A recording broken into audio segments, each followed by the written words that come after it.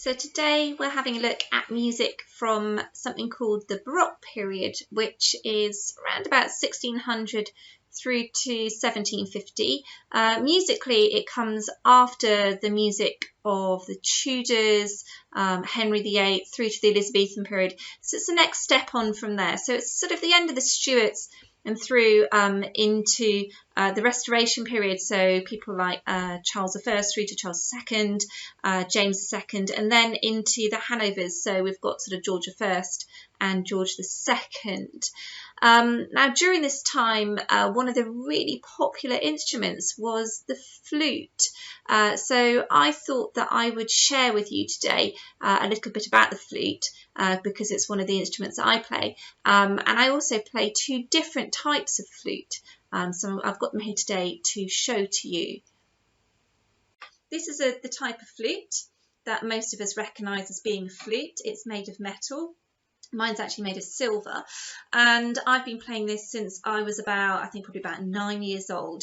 So I've been playing a very long time.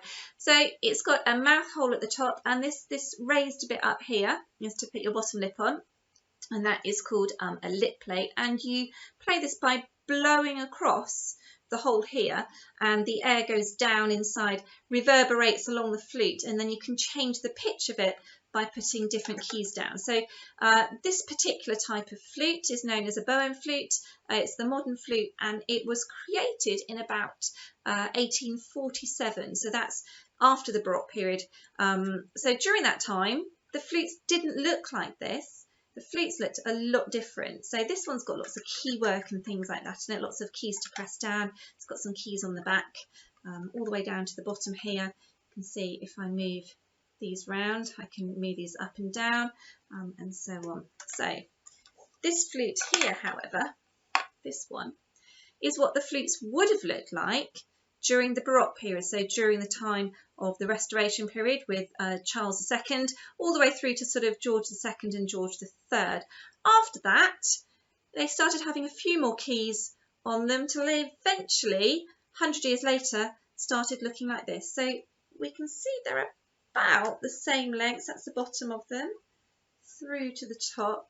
This flute, metal flute, is slightly longer, and they've both got holes in them. We can't see this one quite as well because it's very dark. So they've still got holes. It's got one key on here. It's got lots of keys. This one's slightly wider. In fact, this is known as a conical shaped flute. So this end here is actually wider than it is at the bottom here. So we can see at the bottom they're almost the same width. But when you compare it at the top, you can see this one's a lot fatter, whereas this one here is cylindrical. So it is the same width at the top as it is at the bottom. So other differences, this is made of metal, this is made of wood. So this is actually made of a wood called grenadilla or mpingo, which is an African blackwood, and lots of instruments, woodwind instruments, are made of this. So wooden clarinets are made of this wood, and also oboes as well. So I only started playing this one a couple of years ago. One of my other instruments I play a lot of is the recorder. So we can see here that actually the recorder and the Baroque flute are very, very similar, and in fact a lot of the music that was written during the Baroque period that we're looking at this week, you could play on a recorder or you could play it on a flute. And there's different sizes of recorder. This is a treble recorder, so this is slightly bigger than the descant recorder that we might learn at school. This one's made of boxwood, and I've got lots of different makes of recorder as well. So this is a treble recorder. This is one of my tenor recorders, which is slightly bigger. You can see slightly bigger recorder. In fact, it's almost the same size as my flute. It's almost identical size to the flute. Okay, and this is made of I can't remember what this is made of actually now. Yeah, no, it's not made of quite the same wood as this one, but it's very, very similar. And the two instruments do actually sound quite similar to each other. So this is my flute.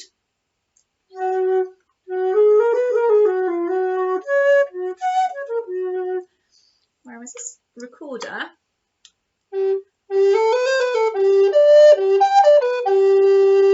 so they are very, very similar in sound. However, we're not talking about recorders today, we're talking about flutes. So the question after this video is for you to have a look at some of the differences between the two flutes and see what you can name. So let's just recap on this. So this one doesn't have any keys on it at all, apart from at the very bottom. So we've got one key. This one here has got lots of different keys. They're made of different material. This one's got a lip plate. This one hasn't. This one is a conical shape, so it's wider at the head than it is at the foot, whereas this one is just cylindrical. And I'm going to play them both to you as well and see what you can make out the differences are in the sound as well. One of them is very slightly higher than the other one. I'm going to play exactly the same piece of music, but it will sound slightly different. So see if you can work out which one is the slightly higher one and which is the slightly lower one. And then see if there's any other differences in the sound that you can hear. Which one's louder? Which one's quieter? Which one has a softer sound? Which one has a harsher sound?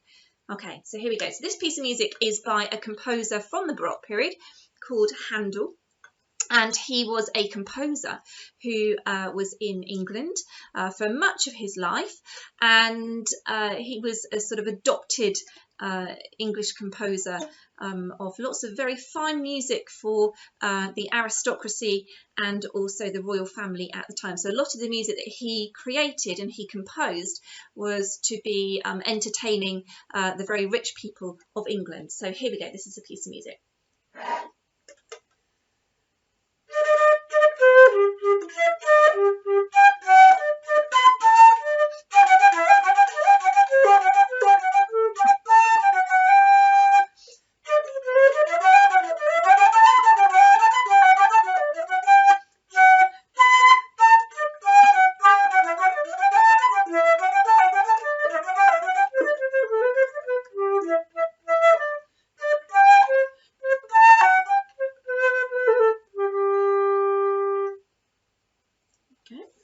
I'm now going to play it.